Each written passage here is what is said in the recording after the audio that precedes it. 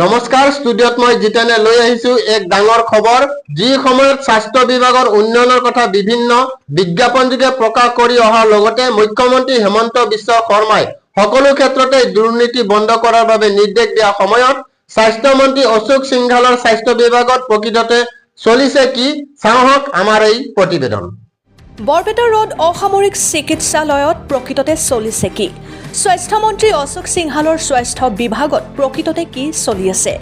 যি সময়ত স্বাস্থ্য বিভাগৰ উন্নয়নৰ কথা বিভিন্ন বিজ্ঞাপন যোগে প্ৰকাশ কৰি অহাৰ লগতে মুখ্যমন্ত্ৰী হিমন্ত বিশ্ব শৰ্মাই সকলো ক্ষেত্ৰতেই দুৰ্নীতি বন্ধ কৰাৰ বাবে নিৰ্দেশ দিয়া সময়ত স্বাস্থ্য মন্ত্ৰী অশোক সিংঘালৰ স্বাস্থ্য বিভাগত প্ৰকৃততে কি চলি আছে আমাৰ এক প্ৰতিবেদন।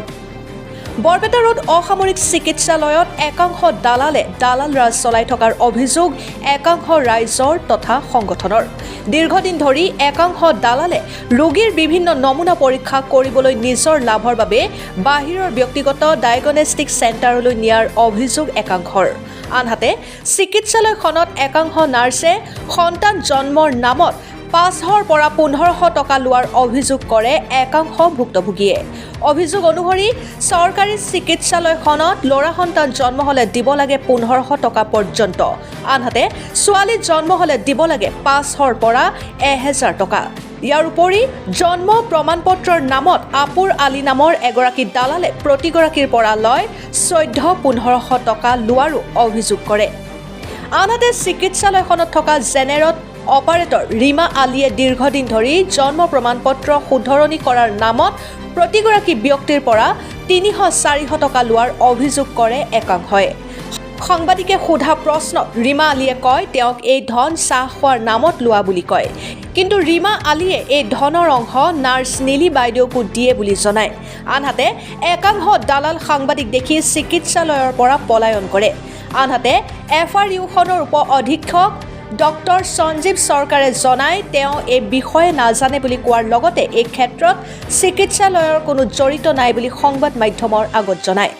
এই ক্ষেত্ৰত সদৌ অসম বেংগলী ছাত্ৰ সন্থাৰ বৰপেটা জিলাৰ তৰফৰ পৰা অতি সোনকালে ব্যৱস্থা লোৱাৰ দাবী জনোৱাৰ লগতে মুখ্যমন্ত্ৰীক আহ্বান জনায়। বৰপেটা ৰোডৰ পৰা পুৰণ দেউৰীৰ ৰিপৰ্ট, অৰুণোদয় আছাম। চাহ খাব দেখোন দি গৈছে কি হৈছে আগৰ ডেলিভাৰী তাতে ক্লিয়াৰ হোৱাৰ পিছত আগৰ নাৰ্ছক পইচা দিব লগা হয়, লাষ্টকো পইচা দিব লগা হয় যে বাচ্চা ল'ৰা হৈছে আগে হৈছে কিবা হৈছে দি পইচা দি এই নলওঁ সেইটো এইটো মই ইয়াতে জেনেৰেটাৰ চলাওঁ হা, মই এইখিনিও চলোৱা হা কি ৰীমা আলী কি কাম কৰে জেনেৰেটাৰ চলাওঁ এইখিনিও চলাব লগা হৈছে, মানুহ কম আছে না। এটা কৰ এইটো নামটো কেনেকৈ উল্টা পুল্টা কৰলাক, নামটো কেনেকৈ উল্টা পুল্টা হ'ল এইটোতো মই কৰা নাই না। শুন মই বাধাই কৈছিলোঁ যে এফিডেভিট কৰি এটা আনি এই কৰি শুদ্ধ কৰিলোঁ, কথাখিনি শুনি লওঁ। মই তাৰপিছতে মাইকীটো কি কৈ আছে মোক বাৰ বাৰ কৈ আছে কিবা কৰিবা মোক শুদ্ধ কৰি দি, তেখেতে মই শুদ্ধ কৰিম না নকৰিম কওক। হয় তোমাক কৈছিলোঁ না তুমি শুদ্ধ কৰি লৈ হা, কৈছিলোঁ না তোমাক এই মাইকীটোক মাতছোঁ না, মই মাইকীটোক ডাইৰেক্ট কওঁ। মই শুন মই 100 বাৰ নকৰোঁ হা, এতিয়া মানুহখিনি গোটেই আছে ৰখি হা, পিছত যাই মানে কৈছে যে এনে শুন কথাখিনি মোৰ কথাখিনি শুন। মই বহি আছোঁ নাম্বাৰবিলাক দি আছোঁ, তাই কৈ আছে মোক কিবা কৰি দাদা কৰি দিয়ক, লাগে চাহ খাবা কিবা দিম মোক তুমি। মই উঠাই নাছিলোঁ, আধা ঘণ্টা উঠা নাই, তাৰপিছত মোৰ পিছে পিছে ঘূৰবা ধৰিছে। নহয় মই তাতে লৈ যাই মানে কৈছোঁ ৰেজিষ্টাৰ বহি বাইদেউ আকৌ অলপ চাহ খাবা দিছোঁ। তো কোৱা নাই বাইদেউ শুনে তাৰ মই কৈছে চাহ খাব মোকো আমাকো দিয়ে অলপ। নীলি বাইদেউ আছিল, নীলি বাইদেউ আছিল নহয় চাহ খাবৰ কাবে দিলি হা নল'ব নেকি কচোন। তাই কৈছে মই আধা ঘণ্টা টাইম ইয়াতে ৰখি আছোঁ, নাই সেনেকৈ নলওঁ। আজি তাই তাৰমানে অৱস্থাত দিছে দিলি মই এখন কামখিনিয়ে কৰিম নাই ইয়াতে ৰাখিম। তাক বাৰ বাৰ কৈছোঁ তুমি নিজে ঠিক কৰা, তাক মই মুখামুখি কৈ আছোঁ। মানে ধৰ বাচ্চাটো জন্ম হৈছে ইয়াতে বৰপেটা ৰোড মেডিকেলে, তাৰ বেজিৰ কাৰ্ডটো বৰপেটা ৰোড মেডিকেল। তেহঁতৰ বাচ্চাটো ইয়াতে জন্ম হোৱাৰ পিছত তেহঁতৰ বাৰ্থ চাৰ্টিফিকেট লাগে, বাৰ্থ চাৰ্টিফিকেটৰ কাৰণে তেহঁতে আহিছে। অহাৰ পিছত ইয়াৰে বাইদেউবিলাক কৈছে যে ইয়াৰ বাৰ্থ চাৰ্টিফিকেটত পোষ্ট অফিচ নাম ভুল আছে, তাৰ কাৰণে 300 টকা লাগিব। তে আমাক ফোন কৰিছোঁ, ফোন কৰাৰ পিছত মই তাক কৈছোঁ যে আশাক ফোন কৰা, আশাক ফোন কৰিছে, আশাই কৈছে যে তাতে নামটো ভুল হৈছে, 300 টকা দিবাই লাগিব। ঠিক আছে, 300 মোক পিছত ফোন কৰিছে, মই কৈছোঁ যে ঠিক আছে 300 লাগে 200 লাগে যি লাগে তই দিয়া, তাৰপিছত মই যাই আছোঁ। এইখিনি আৰু কথা ইয়াতে। পইচা নিদিলে কামেই নকৰে, পইচা নোহোৱাকৈ কামেই নকৰে। ডেলিভাৰী এটা খালাচ হ'ব, তাৰপিছত খালাচ হোৱাৰ পিছত ল'ৰা হ'লে মানে বেছিকৈ লাগে, মাইকী হ'লে মানে কম লাগে। এইটো বৰপেটা ৰোড মেডিকেল। আমাৰ মুখ্যমন্ত্ৰী ছাৰক আমি আবেদন কৰিছোঁ, এইবিলাক যিবিলাক কঠোৰ শাস্তিবিলাক মানে তেহেঁতে কৈছে যে বন্ধ কৰিব লাগে, আৰু কঠোৰ শাস্তি দিব লাগে। CC কেমেৰা লগাই দিব লাগে মেডিকেলত, প্ৰত্যেক ৰুমে ৰুমে CC কেমেৰা লগাই দিব লাগে। বাচ্চাৰ কাৰণে পইচা ল'ব, নাম ভুলৰ কাৰণে পইচা ল'ব। নাৰ্ছে পইচা খোজে, 400-500 টকা খোজে, চাহ পানী খাবৰ কাৰণে দি কিবা দি 200 টকা। ল'ৰা হ'লে 1000 টকা, ল'ৰা হ'লে 1000 টকা, ছোৱালী হ'লে 400-500 লয় আৰু এনেকুৱা আৰু। চিটটো দিয়ে কিন্তু ব্যৱহাৰটো বেয়া কৰে। চব বস্তু বাহিৰত কিনিব লাগে। এটা ভেজি যদি লাগে, এটা বেলেগ যদি লাগে, তথাপি বাহিৰত কিনিব লাগে। একো নাই ইয়াতে, সব বাহিৰৰ পৰা কিনিব লাগে। ভাই পরে কয় যে সার্টিফিকেট শিমলাগুড়ি পোস্ট অফিস আছে, বালা বিঠা দিচ্ছে, কয় ঠিক করতে 300 টাকা নাকবো। তো আমি কইছি 200 টাকা দিমো, কয় না 300 টাকা নাকবো। ওনে ঠিক করতে লিখতে বলে 200 টাকা নাকছে, আর 100 টাকা চা খাইতে নাকবো। আমার এই ফেলে কইছে আঙ্গবাড়ি 7 বুনি 2 এই মেডিকেল এসি বরপেটা রোড। এনে আৰু কিবা আৰু এটা আপি মাইকী মানুহ যায়, তাকো আৰু 200 টকা দিব লাগে। এই নাচনীবিলাক লয়, নাৰ্ছবিলাক ডেলিভাৰী কৰাবলৈ প্ৰত্যেকৰ পৰাই লয়। জোৰ জবস্তি লাগবই দিবাই লাগব। ল'ৰা হ'লে বেছি লয়। আমাৰতো ল'ৰা হৈছে, আমাৰ ভাই ল'ৰা হাতে 500 টাকা লৈছে, 1500 টাকা গৈছে। এইটো হস্পিটেল বৰপেটা ৰোড হস্পিটেল। পইচা নিদিলে আপত্তি থাকে, দিবা লাগে। আমাক খুশি কৰা, আমাক দিবা লাগব নহয়, সেনেকৈ কয়। মুখ্যমন্ত্ৰী কথা এইটোৱে, কিয় পইচা কিয় ল'ব লাগে? ঔষধ পানীবিলাক বহুত বাহিৰৰ পৰা কিনিব লাগে, নেদে, খালি লিখিয়ে দে। সব ঔষধ পানীবিলাক সব বাহিৰৰ পৰা ল'ব লাগে। আমাক দিছোঁ, কাগজ পত্ৰ দিছোঁ, আৰু পইচা ৰৈছে, পইচাও নেদেয়, কাগজো নেদেয়, ঘূৰাই চাৰ্টিফিকেটো নেদেয়। এই 3 বছৰ হ'লে প্ৰায়। এই বাৰ্থ চাৰ্টিফিকেট আপুৰ খালি কয় হৈ আছে এনেহেন কৈ থাকে আৰু নেদেয়। নহয়, এই চাৰ্টিফিকেটগিলাই বনায় তাহোন সেনেহেন। এটাৰ লৈছে 1400, এটাৰ 900 দিয়া নাই। আপুৰ বুলি কয়। হৰভোগৰ নাই, বৰপেটা গেল নেকি, আজি ধৰিছিলোঁ। কয় আছে, ঘৰত আছে, আমাৰ ঘৰত আছে, আনি নেদেয়। কিমান যে ঘূৰি আছোঁ পিছে পিছে, মানুহগিলা আমাক মাৰবা আহে। বাৰ্থ চাৰ্টিফিকেট আশাৰ কাম কৰোঁ।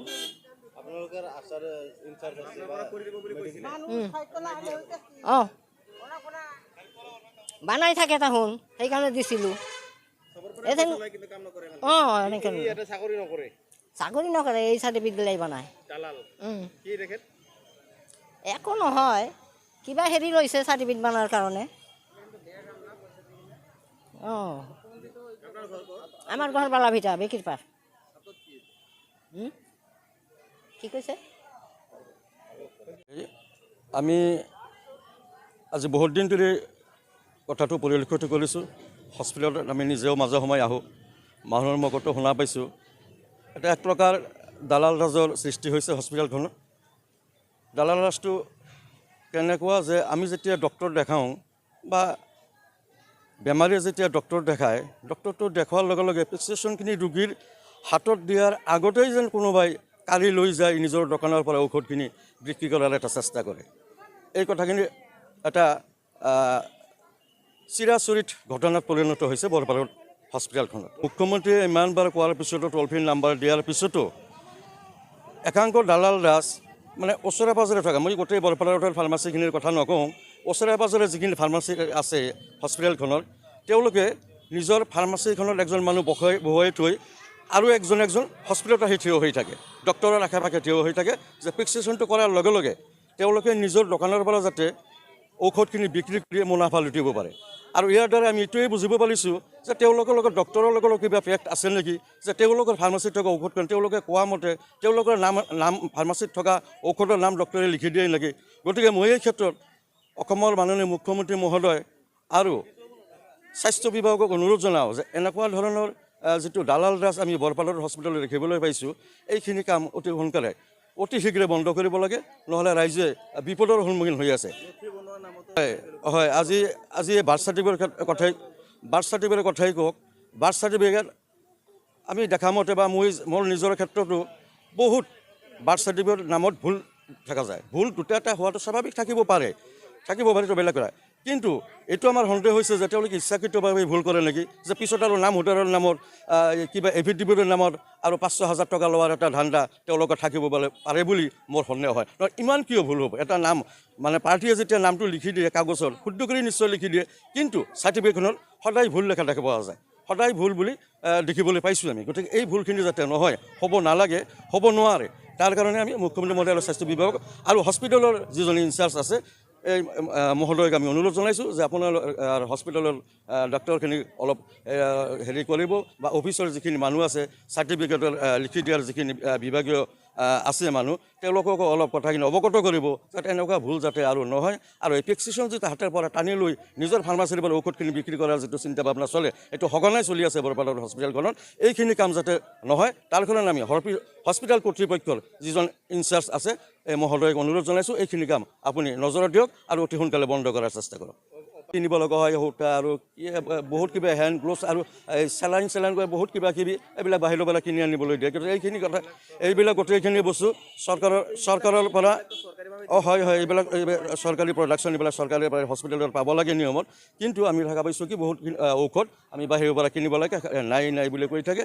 আৰু বিশেষ কৰি যে চাৰ্টিফিকেট প্ৰেছক্ৰিপশ্যনটো মই ডক্টৰৰ পৰা মই লোৱা চাৰ্টিফিকেটটো, ঔষধটো মই প্ৰথমতে হস্পিটেলৰ পৰা বিনামূলীয়াত লোৱাৰ চেষ্টা কৰিম, তাৰপিছত নাপালে মোৰ নিজা পচন্দৰ ফাৰ্মাচীৰ পৰা মই কিনিম। কিন্তু সেইখিনি সুবিধা ইয়াতে পোৱা নাযায়, দালাল ৰাজ এখনকৈ আহি আগুৰি ধৰি থাকে। গতিকে এইখিনি অতি সোনকালে বন্ধ কৰক। তাৰ কাৰণে আমি সদৌ অসম বাঙালী যুৱ ছাত্ৰ ফেডাৰেশ্যনৰ বৰপেটা জিলা সমিতিৰ তৰফৰ পৰা আমি বিনম্ৰভাৱে বিভাগীয় কৰ্তৃপক্ষক অনুৰোধ জনাইছোঁ। মেডিকেলৰ আমিতো কৰ্মচাৰীখিনি বা ডক্টৰখিনি আমি প্ৰেছক্ৰিপশ্যন কৰি ভিতৰতে থাকোঁ। এতিয়া মই ডাঠি ক'ব পাৰোঁ, আমাৰ কৰ্মচাৰী এইখিনি কাম কৰা নাই। যদি কোনোবা মধ্যভোগী ইয়াতে কৰিছে, সেইখিনি ধৰক আপোনালোকে আমাক জনাওক, আৰু আমি এতিয়াৰ পৰা চকু দিম। আৰু এইখিনি মধ্যভোগী কোনোবাই কৰিব পাৰে। বাৰ্থ চাৰ্টিফিকেটত পইচা নলয়, কাৰণ মই তেওঁলোকক আমাৰ ডেপুটি কমিশ্যনাৰ ছাৰেও আহি কৈ গৈছে, আৰু তেওঁলোকক মই যিজনে আগত এপ্লিকেশ্যন কৰিছে তেওঁৰ কামটো আগতে কৰিব, আৰু যিজনে পিছত এপ্লিকেশ্যন কৰিছে তেওঁৰ কামটো পিছত কৰিব, এনেকৈ মই কৈ দিছোঁ। আৰু আজিকালিতো প্ৰায় জন্মৰ পিছতে বাৰ্থ চাৰ্টিফিকেটৰ কাম আৰম্ভ কৰাই হয়। দালাল চক্ৰৰ বিষয়ে মই অজ্ঞাত, কিন্তু ইয়াতে বহুত ধৰণৰ মানুহ আহি থাকে। আমিতো ধৰক ৰুমত ডিউটিৰ সময়ত ৰুমতেই থাকোঁ, সেইকাৰণে এইখিনি মই অজ্ঞাত। বৰ্তমান আমাৰ প্ৰেছক্ৰিপশ্যনত বাহিৰা ঔষধৰ নাম এটাও লিখা নহয়, গতিকে তেওঁলোকে টানি নিলেও তেওঁলোকৰ কিবা প্ৰফিট হ'ব বুলি আমি নাজানো। আৰু আপোনালোকে চাওক, আমাৰ মুখ্যমন্ত্ৰী মহোদয়ে যিখিনি কথা কৈছিল সেইখিনি আমি ৱালত লগাই থৈছোঁ, সকলোখিনি মানুহৰ যাতে জ্ঞাতাৰ্থে। আৰু আমাৰ ডাক্তৰবিলাকক আমি ষ্ট্ৰিক্টলি অৰ্ডাৰ দিয়া হৈছে যাতে প্ৰেছক্ৰিপশ্যনত আমাৰ হস্পিটেলৰ ঔষধে থাকে। হস্পিটেলৰ ঔষধ যদি প্ৰেছক্ৰিপশ্যনত লিখা থাকে, সেইখন দালালে টানি নিলেও বাহিৰত সেইটো ঔষধ নাপাব। যিখন বাচ্চাৰ জন্মৰ যিখন ডিছচাৰ্জ হয়, ডিছচাৰ্জত যিটো নাম থাকে আমিতো সেইটো নামে লিখিব লাগিব। গতিকে ডিছচাৰ্জখনত যদি বানানটো ভুল থাকে, আমাৰ বাৰ্থ চাৰ্টিফিকেট দিয়া মানুহকেইজনেও সেই নামটোৱে লিখে। এনেকুৱা ডিছচাৰ্জ দিওঁতে আমাৰ ANM GNM বিলাকে লিখেতো, তাতে অলপ মিষ্টেক হ'ব পাৰে, বা আশাবিলাকে বানানটো কৈ দিলে সেইমতে লিখে ডেলিভাৰীৰ পিছতে। আৰু সেই ডিছচাৰ্জখন লৈ আহি আমাৰ ইয়াতে ধৰক ডেথ এণ্ড বাৰ্থ অফিচত জমা দিয়ে, সেইমতে আপোনাৰ নামটো লিখা হয়। সেই ক্ষেত্ৰত সেইকাৰণে বানানটো ভুল হ'ব পাৰে। ইয়াৰ পৰা যিবিলাক সকলো ধৰি লওক পৰীক্ষা কৰা হয়, ব্লাড টেষ্ট কওক, এক্সৰে কওক, সকলো হয়, তাৰপিছতো কিন্তু একাংশ দালালে ইয়াৰ পৰা তেওঁলোকে টানি নিয়ে আৰু ব্যক্তিগত খণ্ডত পৰীক্ষা কৰিবৰ কাৰণে নিয়ে। কি ক'ব এই ক্ষেত্ৰত? আমাৰতো বৰ্তমান এক্সৰে হৈ আছে, বা ব্লাড টেষ্টটো মেক্সিমাম ইয়াত হয়েই, আৰু সেই ক্ষেত্ৰত কিছুমান যদি আমি এইটো আমি অলপ এতিয়া ষ্ট্ৰিক হ'ম বাহিৰত যদি এনেকৈ কোনোবাই মানে হেৰি বাহিৰা লেবৰেটৰীত বা এক্সৰে চেণ্টাৰত লৈ গৈ আছে তেনেহ'লে সেইটোৰ কাৰণে আমি তেওঁলোকৰ ওপৰত চকু দিম কিন্তু আমাৰ ডক্টৰে কোনো বাহিৰত প্ৰেছক্ৰাইব বা আপোনাৰ ইনভেষ্টিগেশ্যন কৰিবলৈ নপঠায় এতিয়ালৈকে মই জনাত বাহিৰত নকৰে এইটোৱে